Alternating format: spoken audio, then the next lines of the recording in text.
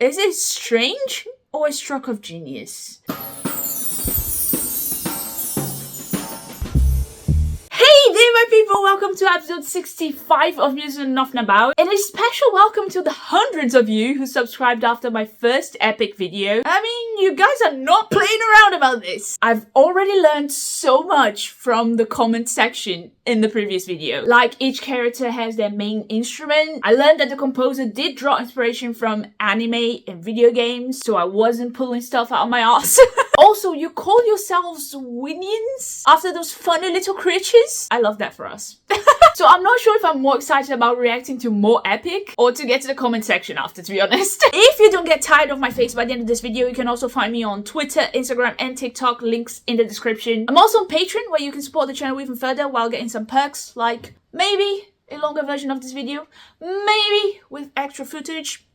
Maybe. Link is also in the description if you want to check it out. And last but not least, if you want to see the end of this journey eventually, make sure to subscribe to the channel. Even though we're not even close to the end, there's still animatics to go through. It's a whole thing now.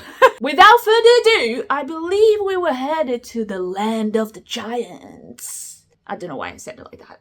Lyrics up and let's do this. Oh, but this is Circe's saga. Are we skipping the giants then? Do they suffer enough, Mitty Circe? That's fair. We have a reprise already. Of Full Speed Ahead, right? Sorry, I'm already pausing it. I am so sorry. I just always get really excited about reprises because writers don't usually, or at least shouldn't, use them randomly. They're trying to convey a message, or rather remind us of a situation or a feeling that is about to repeat, and reprising a song that was all about hope and resilience, but also the prelude to a tragedy. To me, it reads like this reprise is foreshadowing to more tragedy, of course, but also a way of saying we keep going despite it, without actual words, you know? Here we go. I know what you did last summer, Rillicus.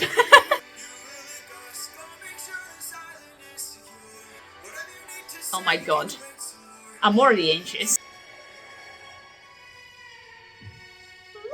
Ooh. Oh, that subtle melody change was delicious. We don't see them meeting Circe? Their encounter with her is not so long in the poem, so what's gonna happen in 4 songs?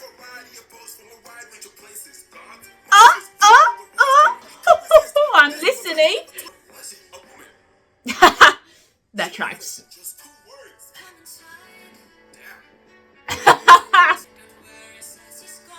Oh god, that sounds like mummy issues.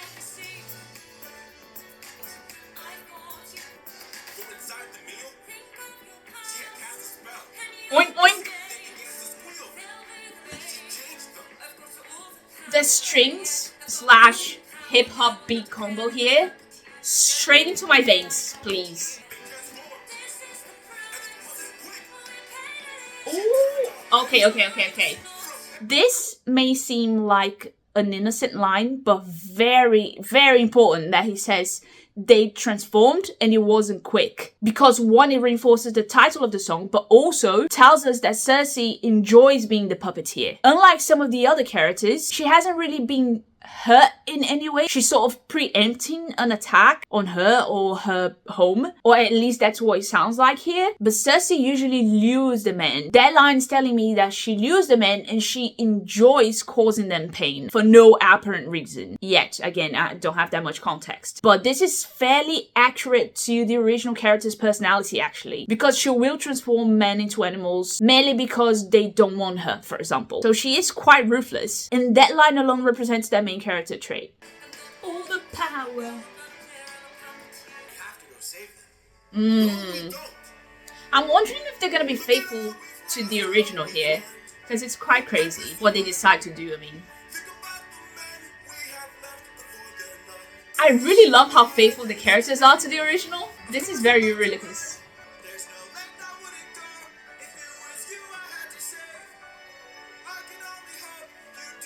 Ooh, shut down gently.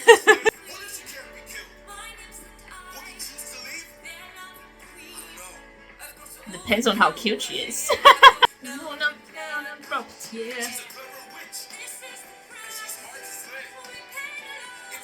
Oh, that is pretty cool. Her lines had a little nudge to her story, right? Given that most of the times when she transforms men in mythology is because they don't return her love, it sounds to me like the lines, "This is the price we pay to love," is a little nudge to that, and I love it.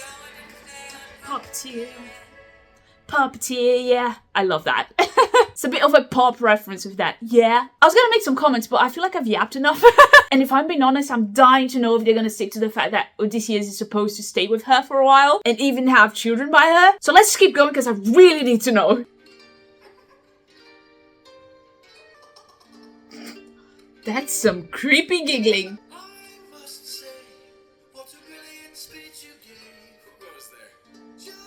Oh yes! Yes! Hermes gives him the herb, right? So Circe's powers don't work on him? His instrument is a harp then. This is gonna be like Where's Wally for me from now on. Try to find which instrument belongs to each character. That's fun! Oh my god. Oh! Oh! Oh! This is fire!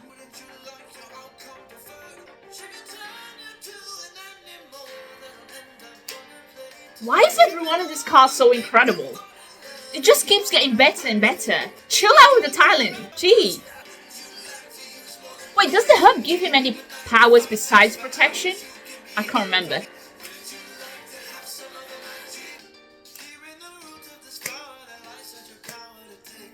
This beat. Who needs powerful herbs?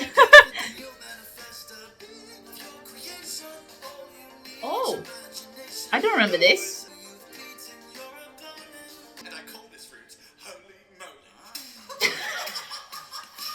What a weirdo!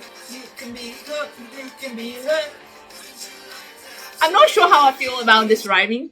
You can be hurt, or you can beat her. Is it strange, or a stroke of genius?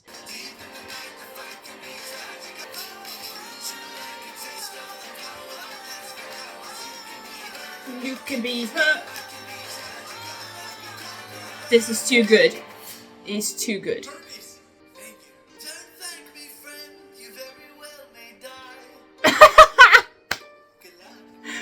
I'm not gonna lie, this version of Hermes was so refreshing. What a vibe. I am pretty sure that this whole manifestation of a creature being whatever and this upcoming fight are made up, right? Odysseus convinces her to turn his men back and then they live with her for some time before continuing the journey. I don't think there's any epic fight. If I'm not mistaken, I could be misremembering or not remembering at all. So there is some creative freedom here to add a little spice to the plot, I'm assuming, which I'm totally here for. I think he's been doing a really great job of flashing out moments that may not be as exciting in the poem. So at this point, I think I trust him.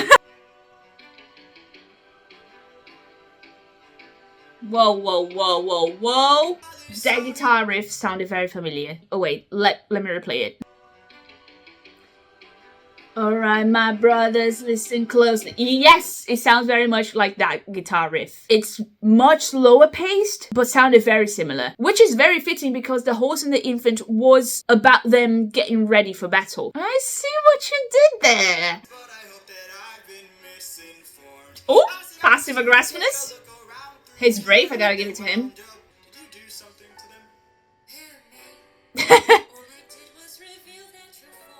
Ooh. Exactly. Oh my god. The trust issues are through the roof with this one.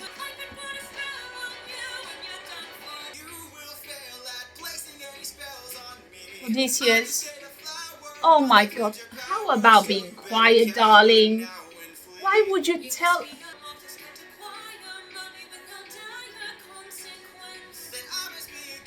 Oh my god. Why is he so cocky? I almost want him to lose, to be honest. Humble.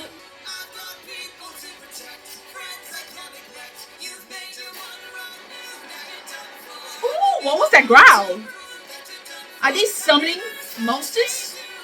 Is this like a Pokemon battle?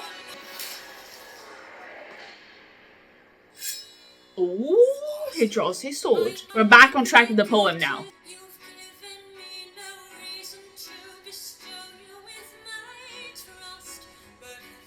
Do they ever? Wait, what? That makes two of us. Imagine if she just goes, you know, I have a bed. Girl! This is getting us closer to the original though, which is very bold, but I just picked at the next song title and it's There Are Other Ways, so I'm assuming they're not gonna go with the whole let's live together for a year and have babies thing, which honestly, I'm on board with. I mean, this guy mentions Penelope every 5 minutes. That would not be very much on character, at least for this version of Odysseus. I'm sorry, I am obsessed with the strings in her songs. It's scratching that itch so good.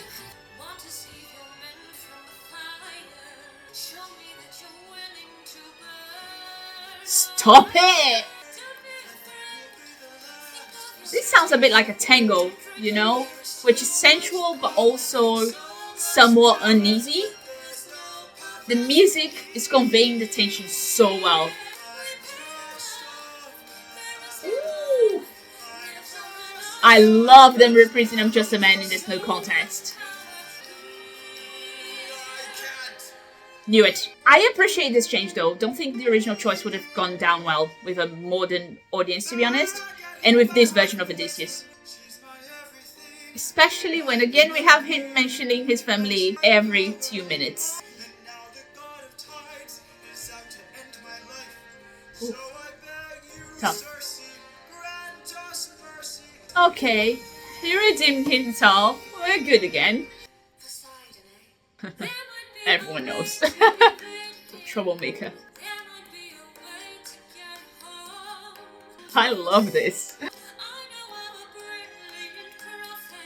Oh yeah, baby! Way down, hey this down, way down under the ground.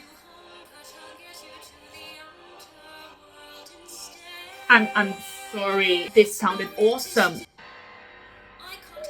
Ooh. I can feel it in my bones. Oh my god, the strings.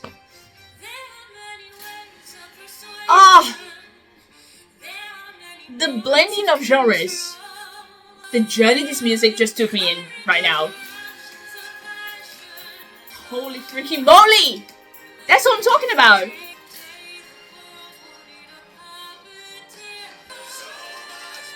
Okay, so this is her turning the man back into man.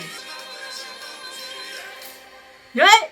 Oh man, that was a journey in itself, this song. The blending of genres, the melody transitions. This whole saga had such a unique approach to the music compared to the others. The hip hop and electronic beats combined with more classical instruments like the violin and even the choir that we also hear so often in the previous ones but has such a different feel on this one. It was absolutely fantastic. I am a sucker for music that blends different genres from different time periods, so safe to say I enjoyed this very much. Approved! Oh, can we appreciate the artwork for this saga? So cool! I'm way too excited for this, it's ridiculous. Oh man! The screams! Yes! This is so cool! Ooh, scary!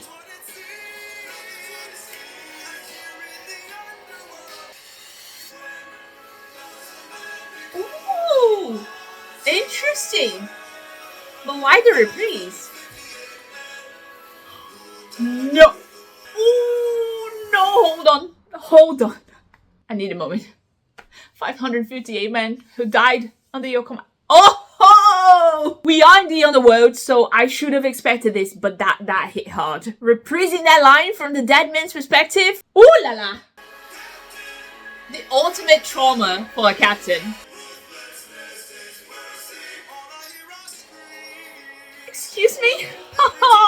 I am I'm just obsessed with the man who died reprising his own words and mistakes from their current perspectives. Shut the hell up. One of my favorite uses of reprises ever. Period. Oh, this is the kind of juicy storytelling and creative opportunity that mythology offers. And this is why I love it so much. Even though it's mostly just really weird.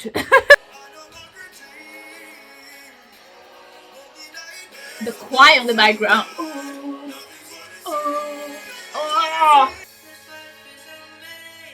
Oh my god! Just twist the knife, why won't you? Why am I so surprised when I knew they were all dead and they could return? Oh no.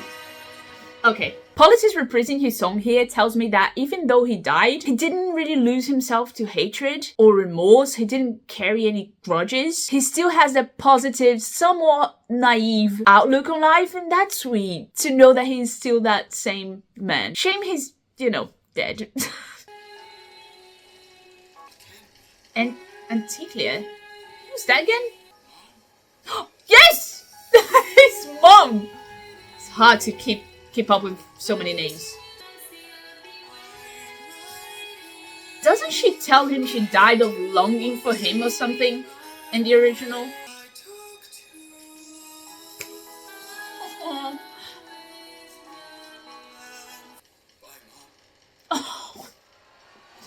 oh my god.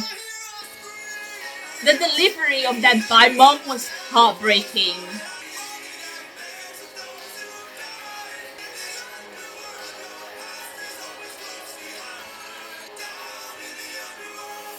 Ooh, this was so bloody cool! And I like how it worked as a bit of a breather from all of their challenges in order to look back at the consequences of said challenges. Oh, I was expecting him to sound much older.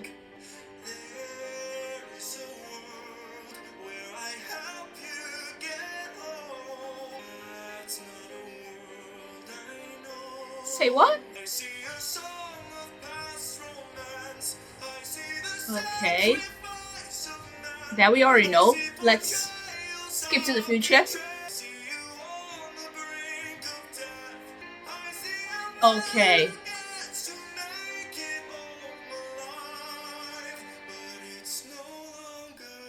What?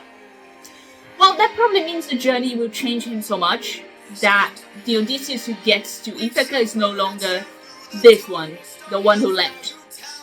So technically, that Odysseus doesn't make it home alive.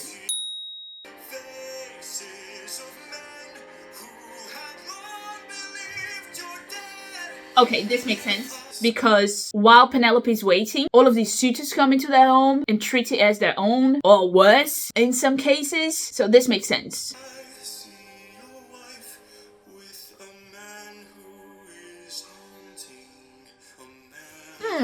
I don't get that bit.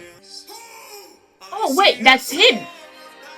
That's a man who's haunting a man with a trail of blood. That's him, right? Because many men will still die on his journey, even though he's already got a pretty healthy trail of bodies, doesn't he?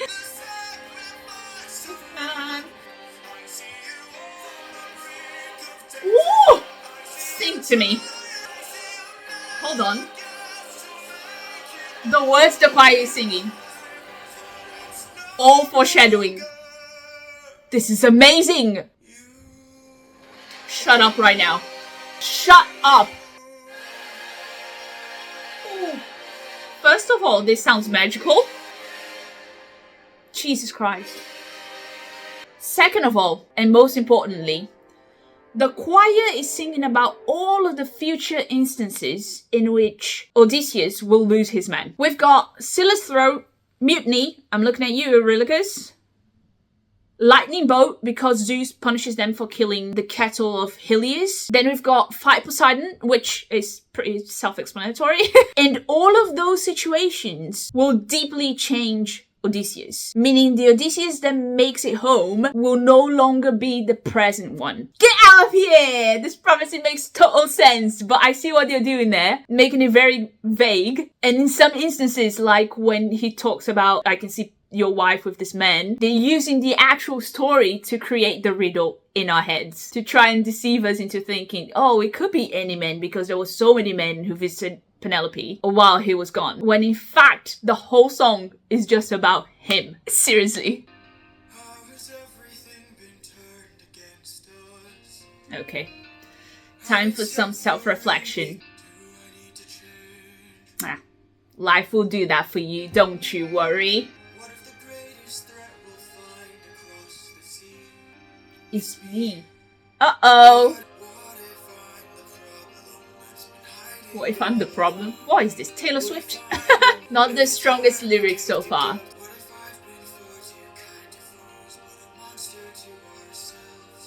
I mean, monster is a strong word. It's not like you were purposefully killing your man. Come on. Ooh, the beat.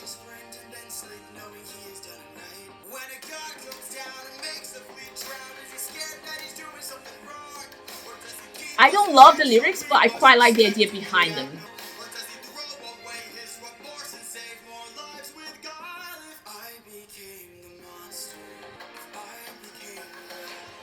Oh boy, where is this going? Of course they would reprise those lines.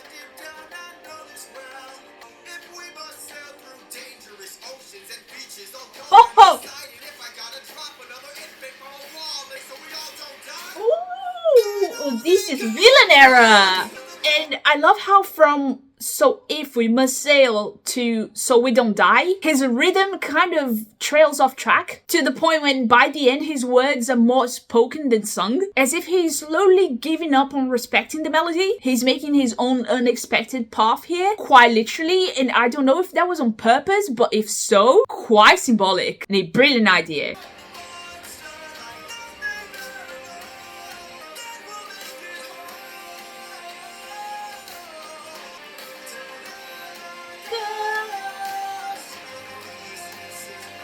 Upon ourselves. I love how the idea of ruthlessness being mercy on yourself is rooted on this one, because if you follow that, you gotta deal with the consequences. The consequence being maybe becoming someone else. So reprising that idea here is extremely fitting. Suggestive title?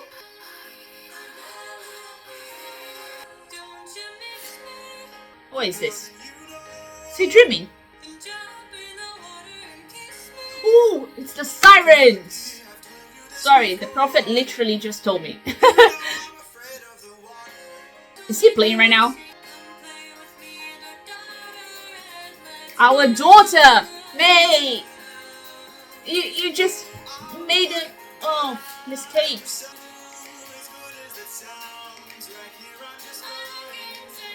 He's playing her, right? This is villain era Odysseus, so... he's leading her on. Yep, he playing.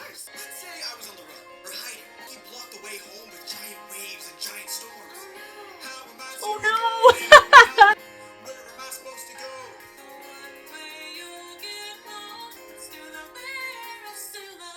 Hell no!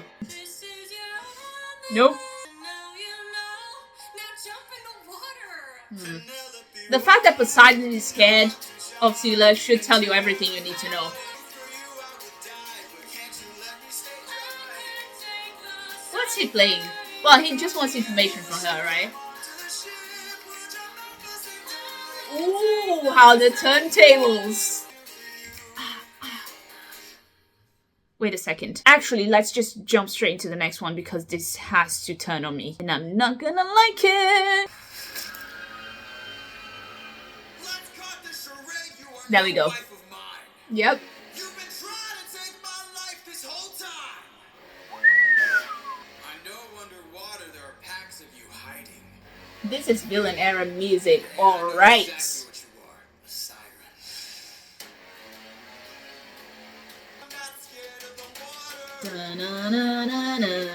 Oh, so good. Bloodbath. We're back on track. I don't like this. Sirens are just misunderstood, okay? Leave him alone. Sneaky.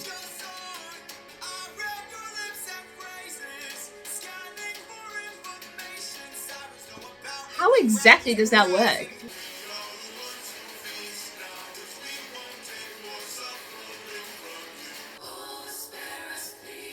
I don't like it. He's got a point. But I also don't care. Leave him alone! Ah. Okay, this is pretty accurate and I hate it.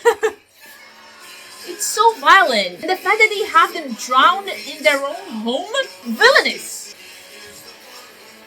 Man, this took a turn. And it's downhill from here. That's great.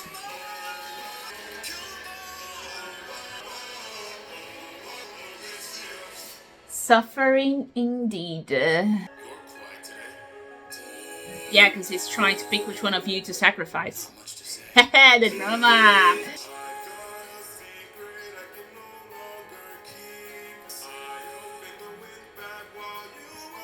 Really? You choose to tell him on his villain era. Very smart. This is probably the furthest from what I would imagine a sea monster would sound like. Shots fired! I love how Eurylochus confesses and Odysseus probably goes in his head. Bitch, you just made the sacrifice list. Congratulations. Ooh, that's more like it.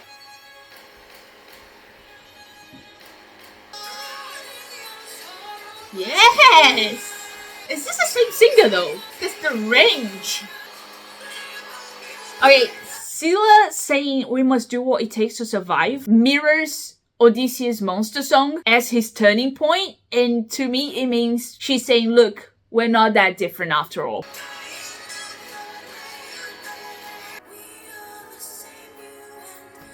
Precisely!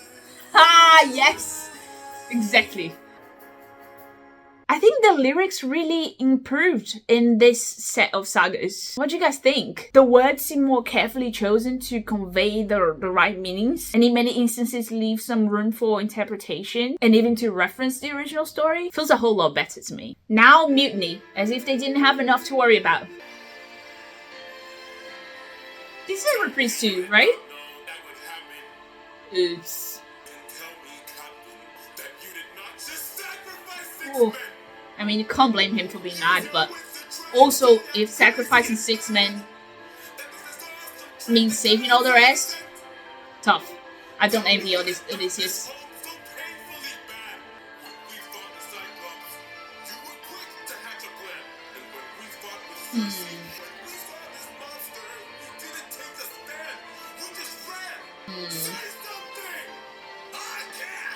Oof. But isn't that the only way?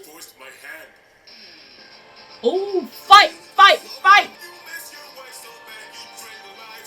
The guitar! Man! Oh. Exactly! Who did he stab? Was it Eurylochus?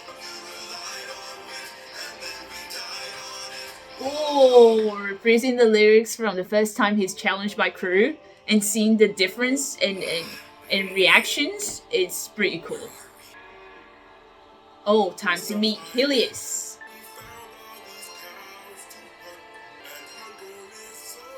Oh, this is so anticlimactic though.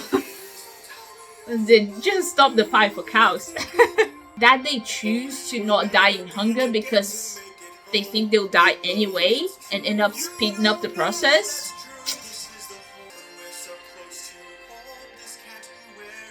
How'd you know you didn't even know how to get home 10 seconds ago? Oh man. I love how that fight was put into perspective once hunger, a bigger enemy, takes over. Because it's just as deadly as any god, right?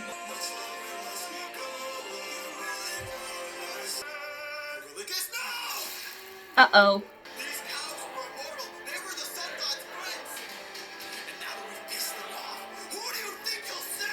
Zeus!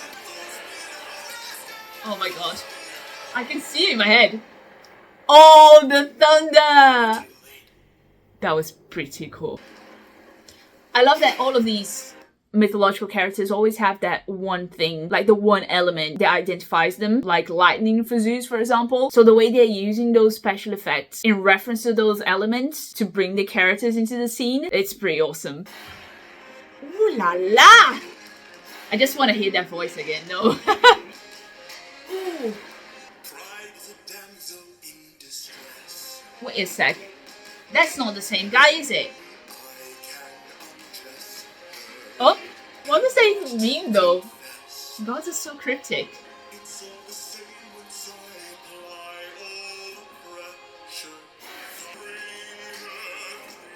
Oh my god. Yes, he's the same guy.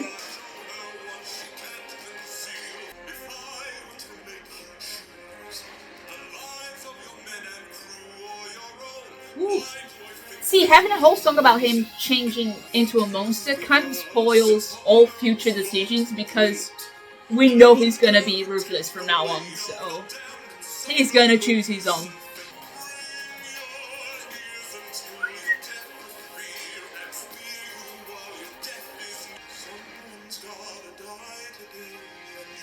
What an asshole. Don't make me do. Truly great reprise placement throughout. Exactly my point.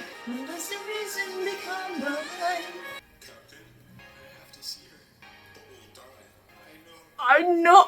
Oh, cold. But also, he warned them. He warned them about the kettle. Why should he pay for their silly decision now?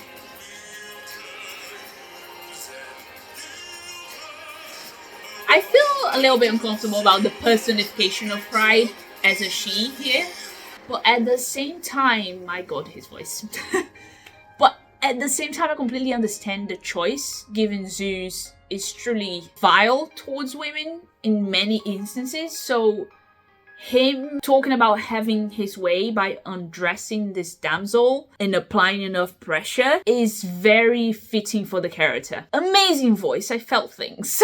But the song also had me really grossed out about Zeus, which means they did a really great job in writing him. So I feel like the music was way more diverse this time around, which I really enjoyed. Each of these sagas had a very specific vibe. It also felt much more psychological, where Odysseus and his crew's inner struggles are the ones driving the plot forward more than the external challenges they face, which I absolutely love because it leaves so much more room for interpretation of the characters and the creative choices they're making. I especially enjoyed the songs from the Circe saga and the Underworld and how polar opposite they sound, which makes complete sense when you consider that the context also could not be more distinct. And one thing that is really cool is that I said that about the plot in the first video, that they're doing a great job of being faithful to the poem while adding their own interpretations and changing specific things to make it work better for this new medium. But filming this video now, I realize that that is also very true to the characters. They're super accurate and faithful to the original, but there's certain decisions that are different. There are certain reactions that are slightly different, and that adds a new perspective on who these characters are and what we should expect from the next sagas. So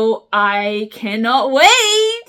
Did you enjoy this video? Then make sure you leave your like and your comments below, and I'll see you next time to conquer the world of musical theatre. Keep singing! Ciao!